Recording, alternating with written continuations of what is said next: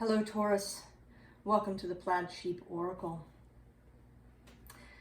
So full disclosure, this reading definitely has it's a message for me. I do have several Taurus placements, but I hope that it will be a message for you as well. It's coming through very strong, so perhaps everyone who comes to this reading really needs it. And it's also possible that if you really need this message, that it's going to really irritate you. But stick with me here.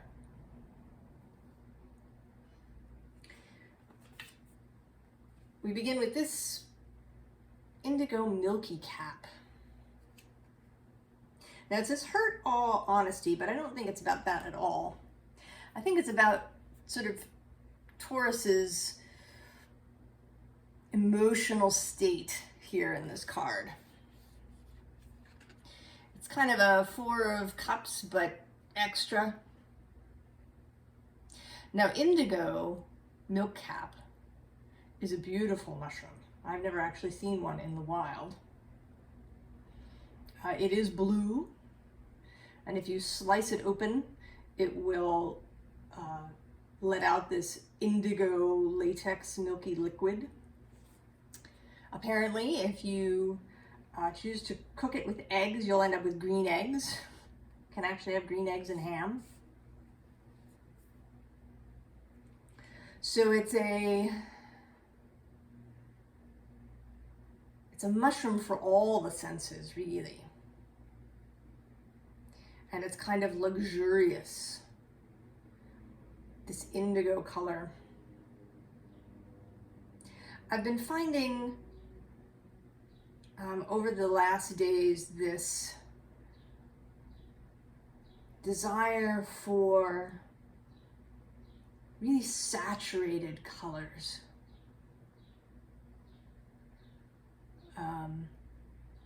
If you are a Sand Tarot watcher, you may have seen the Taurus reading she did yesterday, and that fabulous pink, deep pink top she was wearing.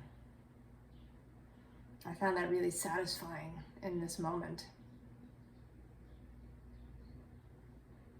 Now, astrologically, this might be about Venus being in Leo, which is certainly sensuous and creative and saturated. And she's squaring Taurus from there.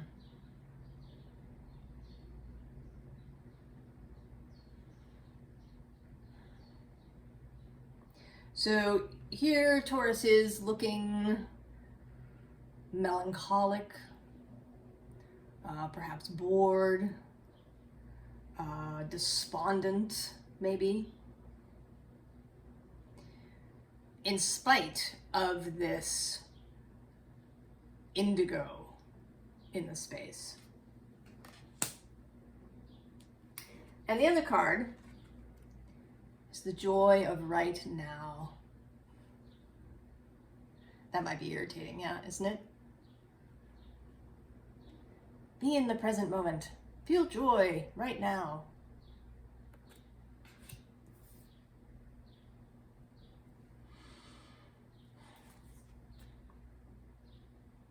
So interestingly, we start with this sacrifice card. And under it is the curse.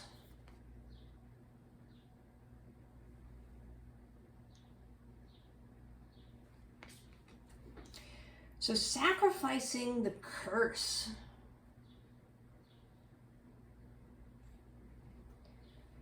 Sacrificing feeling angry, despondent, depressed,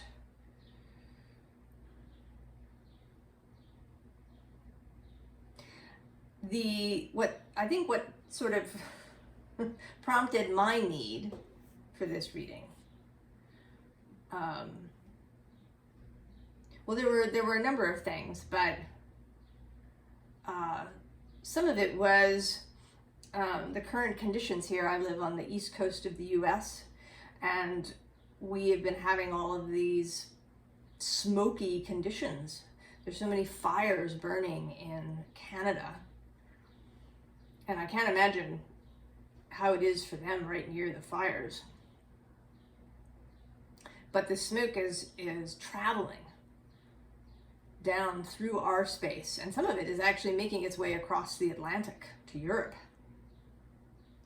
And then yesterday was July 4th here in the US, and there are fireworks.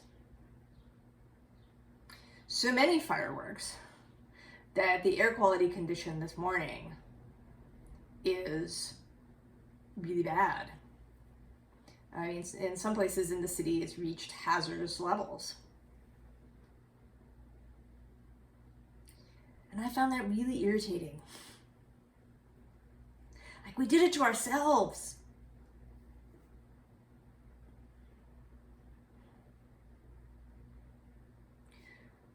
So how to step out of that space of frustration, possibly frustration with our fellow human beings.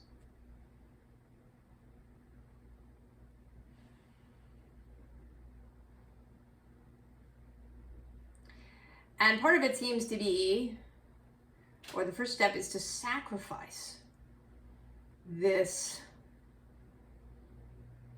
need to get caught up in that, to feel outraged.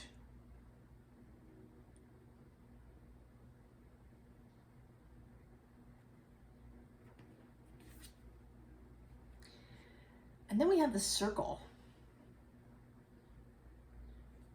which is often about community. But today is actually coming out more like a compass. That there's all these directions that one can take. There isn't even just 4, there's 8 in this particular circle.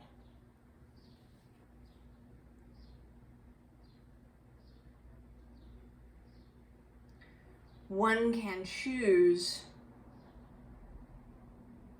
one's direction. You can choose your direction, Taurus.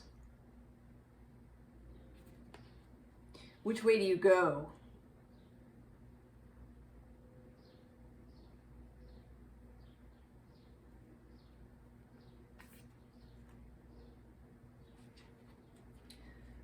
Do you move towards flow?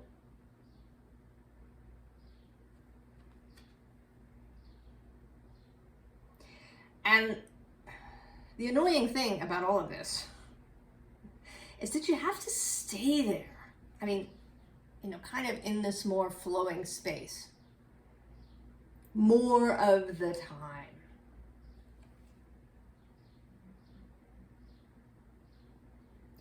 If you, kind of go into the space for short periods during the day, maybe when you do a meditation or a contemplation or,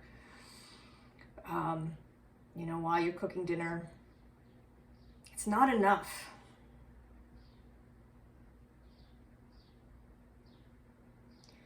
It's not enough. You have to be there more than you're not there.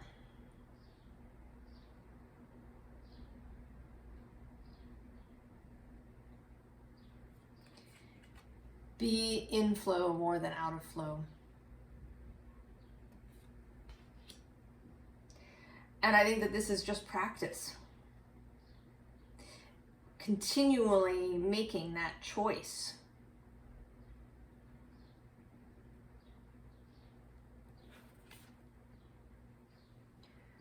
And then we get wind, which is sort of, I feel like this is kind of emotional and mental. More sort of pure intellect and more, how you're feeling about things, the feelings that you're kind of calling up for yourself and where you sit most of the time. And the two, of course, are completely interlinked. Thoughts beget feelings, and feelings beget thoughts. So here you are, Taurus. And I think you're giving me the side eye about this. And I don't blame you, I feel you.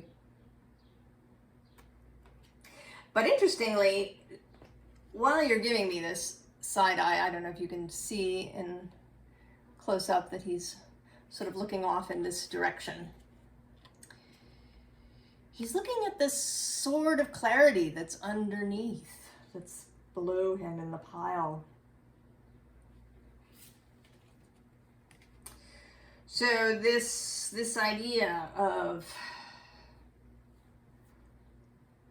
the joy right now, and actually before I started your reading, I felt this impulse to lay all the card decks out so they're visible. I have them, as you can see, they're laid out face up, but I have enough that in order to have space, you know, fully to do the spread, I have to stack some of them up.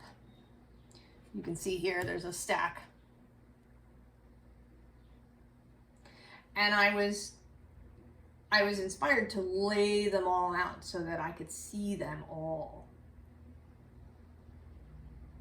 And you actually have chosen, I mean, these two decks and also this deck that we'll get to and the advice deck are decks that I don't use very often. And they tend to be sort of further away or at the bottom of a pile. So there is this idea, not just of the joy of right now, but of paying attention to what is there now. And that is another cliche, count your blessings. But it's not so much, I know, you know, gratitude is often cited as a positive thing, right? To generate gratitude for yourself. And that will help you, right? Make changes and get your energy into a better space. I actually think, and you know, that I often run counter to received wisdom, that it isn't so much about being grateful as it is simply the act of seeing that which we like, which we appreciate, which we approve of.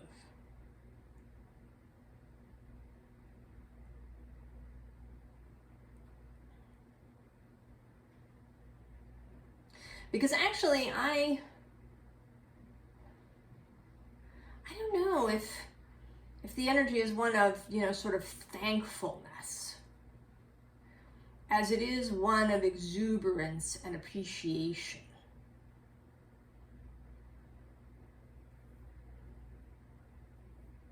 That line from the movie, right? I think if you walk past the color purple and don't notice it, it really pisses God off.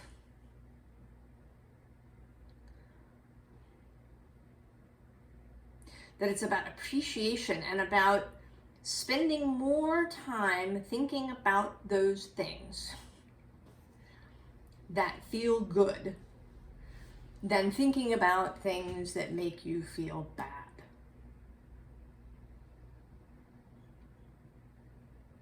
Now, if you like the idea of gratitude, if that works for you, you go. But if it's not as resonant for you, and you prefer the idea of appreciation and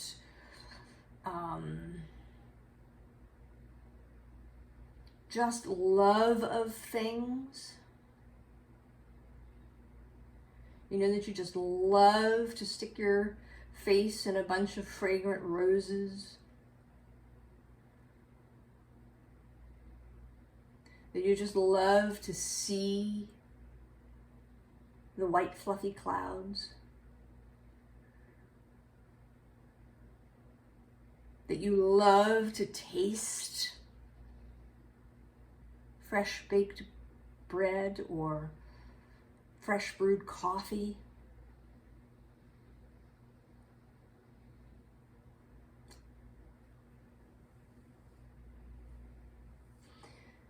This is it's a cultivation practice, Taurus.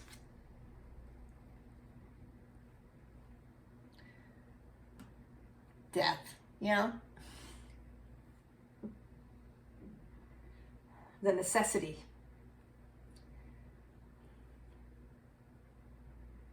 To let things die.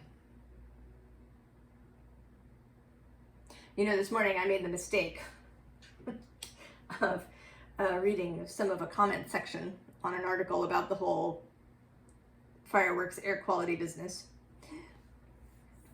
And the whole thing, you know, devolved into a left-right kind of argument happening in the comments, and you know, I wanted to just lay my head down on the table.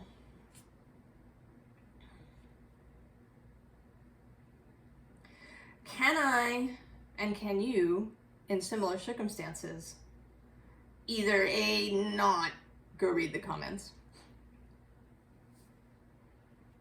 or if I do,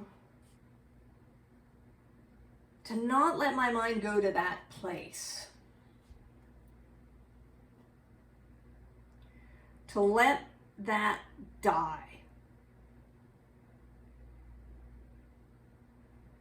Because the more I pay attention to that stuff, the more I pull myself out of flow. The more I choose a direction that's not so good. And so we get intuition.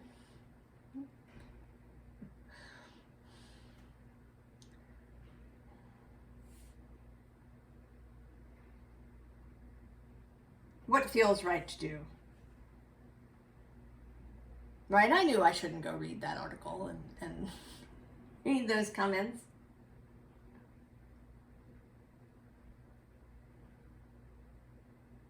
So really listening to ourselves.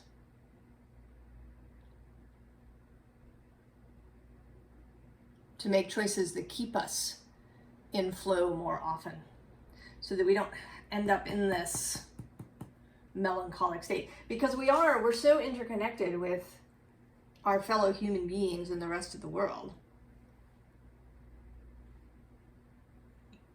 that it's really easy to just spiral down that hole.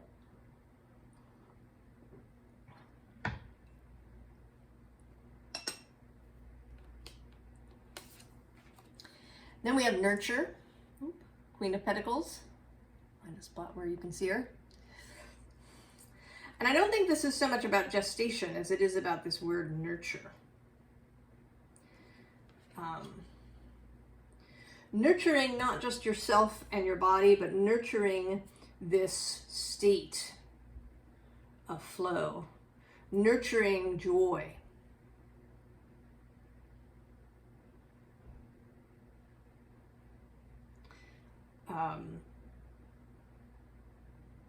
Nurturing the ability to take the right direction. And nurturing that path.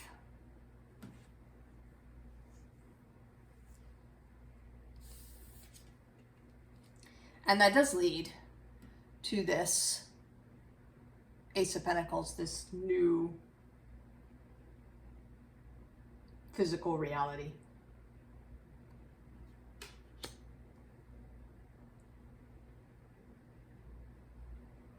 And it is through more of us nurturing our timelines.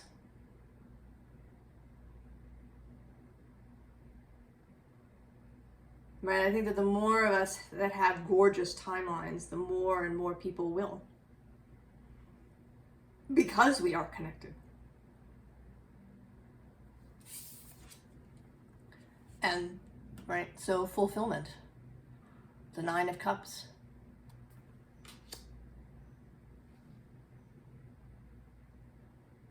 Not just fulfillment, but emotional maturity. And the ability to stay in this flow state.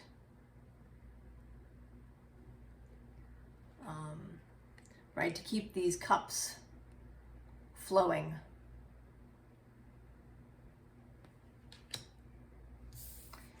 And so we have the Hermit.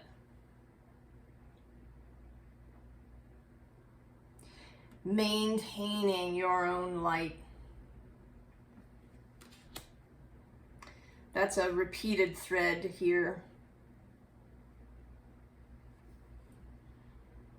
And in my own practice.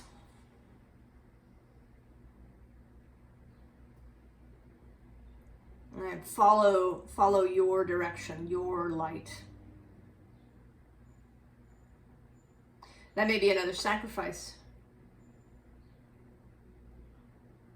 Having to step away from the group. Or from whatever you're used to doing. And that can feel oddly like a betrayal. I mean, we know, intellectually, if you sat and thought about it, that it's not. But I think there's something, about Taurus, about that earthiness, fixed earthiness, that does, that can lead to feeling this, right, that we're betraying something.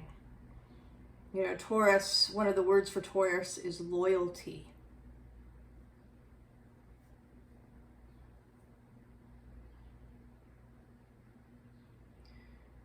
This stability, this, someone who will stand by you. And the downside of that is that it can be hard to release. You can think that you owe something to your past, to your family line, to whatever groups you may feel you're a part of, to the person you used to be.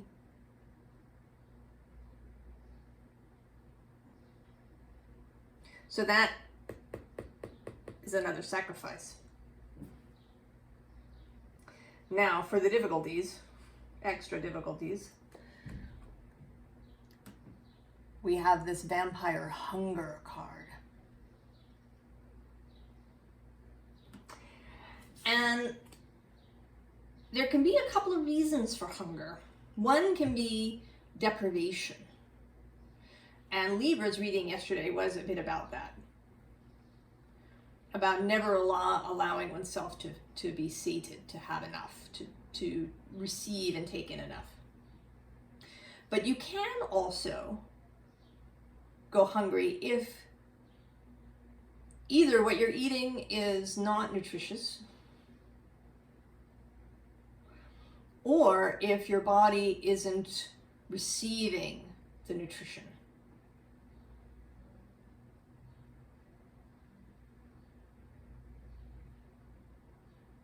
So you could, if you ate nothing but junk food, you might actually feel hungry a lot because your body isn't getting the nutrients that it needs. Or if you have issues around receiving that may manifest in your body not absorbing nutrients as they pass through your system. So it may feel perhaps like you are taking in a lot. Maybe you feel like you have a lot. Right? So many decks of cards. Right? Am I receiving all of them? Do I feel this abundance in myself? Or do I feel like I always need more?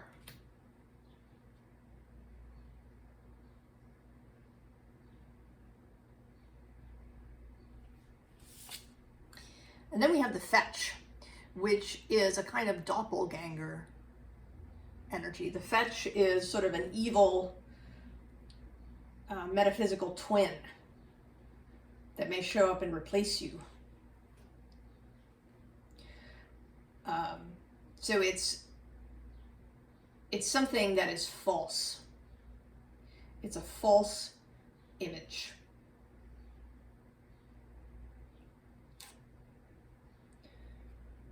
So what is the false image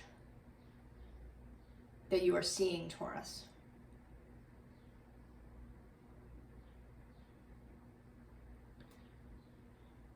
And it can, you know, this world is really solid, and we're used to thinking of it as really solid, as living in it and touching it. And it can be difficult to release that, to think about it as much more flexible than it really is, than it, you know, than it appears to be.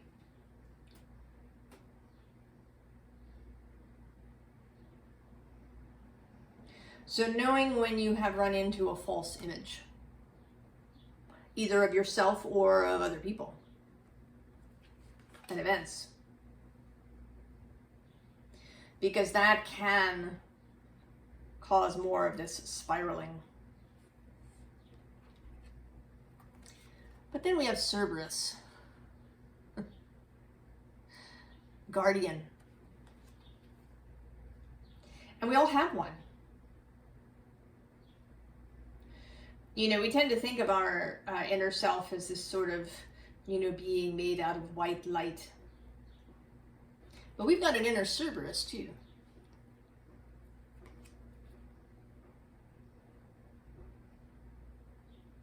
The shadow guardian. The aspect that recognizes this false image. Cerberus would not be fooled by the fetch.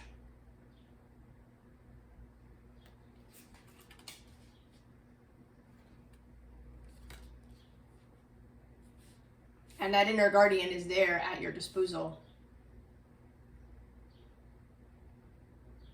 to help you know when you've run into something that's an illusion, when you've run into something that you should not touch. Right? Don't read that article. Don't go in the comments. There's falseness there.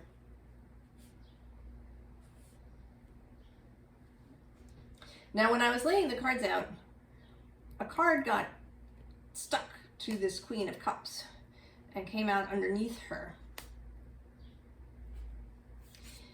And I saved that card till the very last, until I turned the others over, and it's the Star.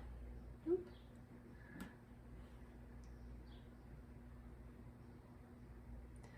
The Star hiding. But known, right? Stuck to this intuition. Your intuition knows. Right? Intuition brought the Star along with her.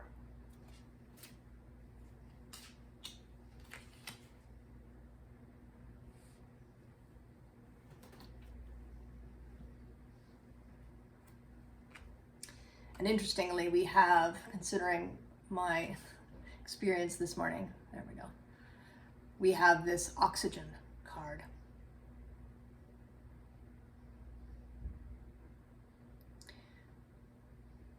And the first thing I thought when I saw it is love is oxygen.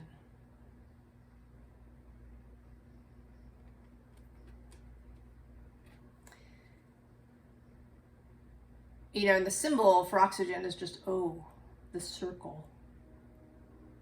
And it is element number 8 in the periodic table, which is 8 and is infinity sideways.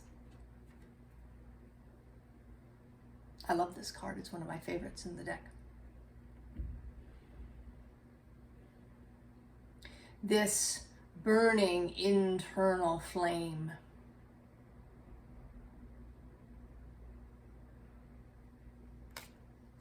That never dies. We can ignore it. It can kind of, you know, maybe come down to a small candle-like flame rather than a bonfire, but it will never go out. It's always there. And you can fan it back into a blaze.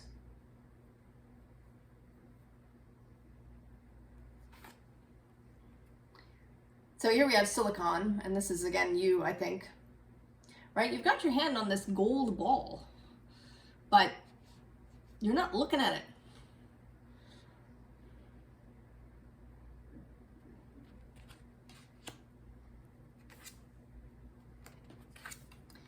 And then there's these two cards that are, you know, headed off in the other direction. And they're both, you know, sort of, there's a lightness to them, a sense of play. Right? The sodium wants to hand you the ball. Here, take it. Let's play.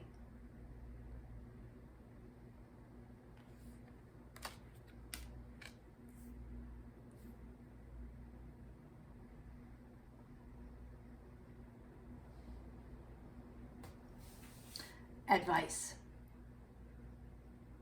Well, first of all, at the bottom of the mushroom deck, mushroom oracle deck, where I got that indigo milk cap, there is this dewdrop card, which is totally Venusian. It says refreshing, cleansing, possibility.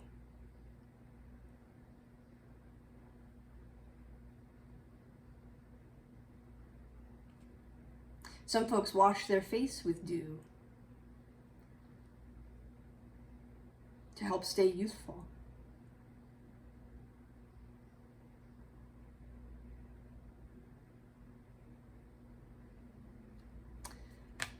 The dewdrop. And then here at the top of the advice pile is Il Nemico, the enemy. And interestingly, underneath it, we have the conversation. So, and actually under that, we have the widower. So, right,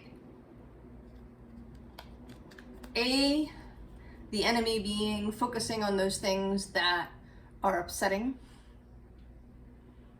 getting spun out about those things,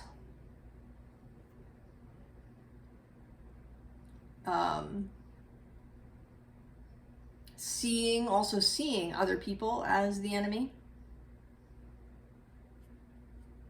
And the bottom of the deck has melancholy, despair,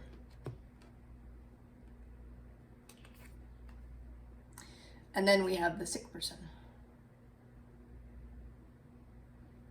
So, are you in this state, Taurus, or do you, maybe you're not in there right at this moment, but you've been finding yourself there frequently?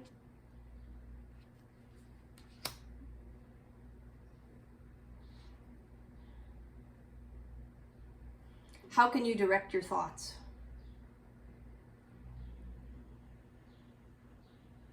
What can you pay attention to? Where can you send your energy to get you out of that space? How can you hear the message of this letter arriving? And maybe this letter is this message.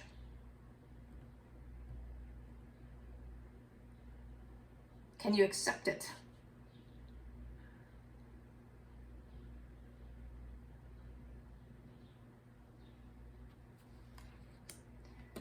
And then, of course, the lover. And not only to feel love, but to be a lover.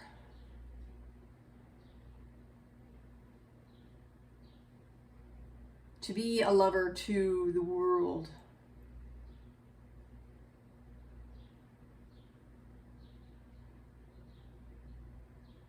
Right? You're not trying to force change or argue something into change. You want to seduce it with love.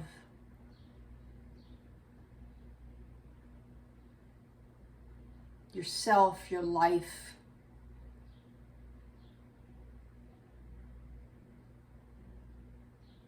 Be the lover to your life. Seduce your life into joy. Sing songs to your life. Bring it flowers and wine and chocolate.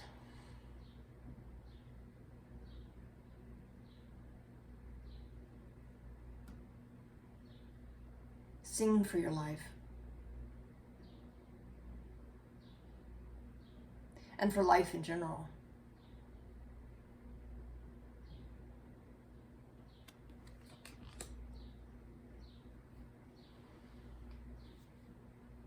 So there we are, Taurus.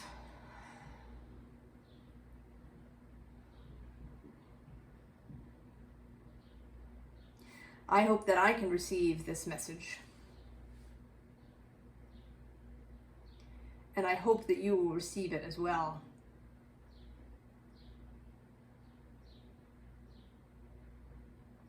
I wish you all of the very best, Taurus, and I'll see you next time. So long.